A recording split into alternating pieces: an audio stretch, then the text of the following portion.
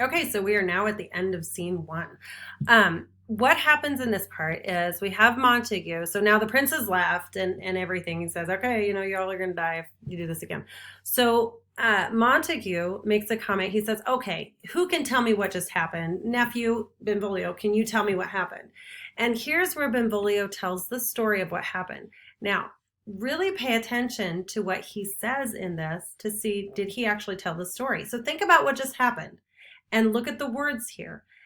Benvolio says, the servants were there and they were fighting when I came up. And I tried to draw them apart, but then Tybalt came in with his sword ready and he started yelling all these things to, get me to fight. And then he's the one that started the fight. Pretty soon we started exchanging blows and stuff, and that's when the prince came. Okay. Now think about that for a second. Is that pretty much what happened in the beginning? So he just gave a summary of what just happened in the story. Then Lady Montague just says, hey, where is Romeo? I haven't seen him all day. And Benvolio makes a comment. He says, well, you know what? I saw him a little bit ago and I was following him. And he obviously did not want me to follow because he took off in these little grove and into the woods. And so he was off by himself and didn't really think that he wanted me to follow him.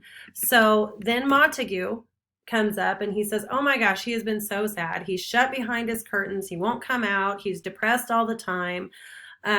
He makes himself an artificial light. That just means he's not coming out during the daytime. He's just sleeping. So we get the idea that Romeo is very depressed at this time. And the only other thing we know as far as Romeo goes is we know kind of his age. He's probably what would be maybe like in the 16 or 17 is what we can kind of envision. But he's young. And, he says nobody can kind of get through to him. And Benvolio says, you know what?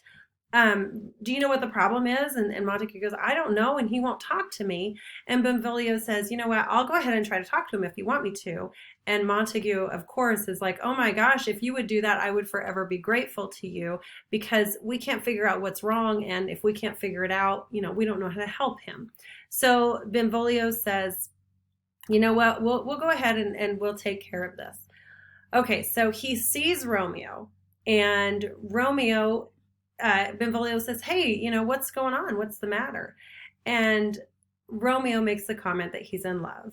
And Benvolio says, oh my gosh, you're in love. Well, you have to tell me about this. And he says, yeah, but she doesn't even know I exist. And I don't know what to do about it because I can't have her. And okay, sorry, I had to stop and make sure I was at the right spot here.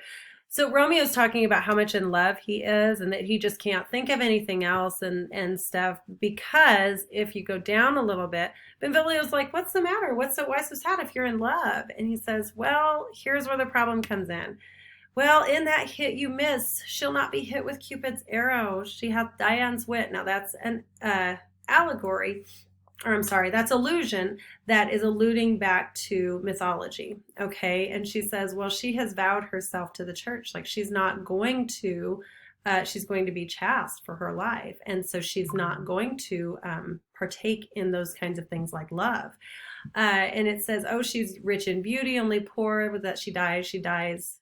Her beauty dies with her, meaning that she has given herself to which well, it's so sad because she's never going to have children of her own to pass on this beauty that she has.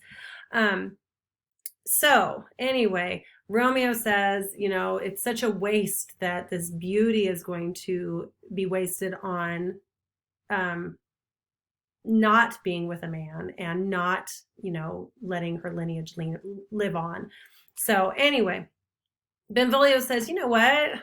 Don't worry about that. There's other fish in the sea kind of a thing. And Romeo says, oh my gosh, there is no one. Show me how to do this. Show me how I can live without this wonderful person. Now, here's the part that you need to get through. He's not talking about Juliet. We don't know Juliet yet. So when we're looking at all these things, Romeo is devoutly in love with this person that we don't know. But it isn't Juliet yet. So make sure that is clear in your mind that he can't think of anyone else, but it's this other woman that we don't know of yet.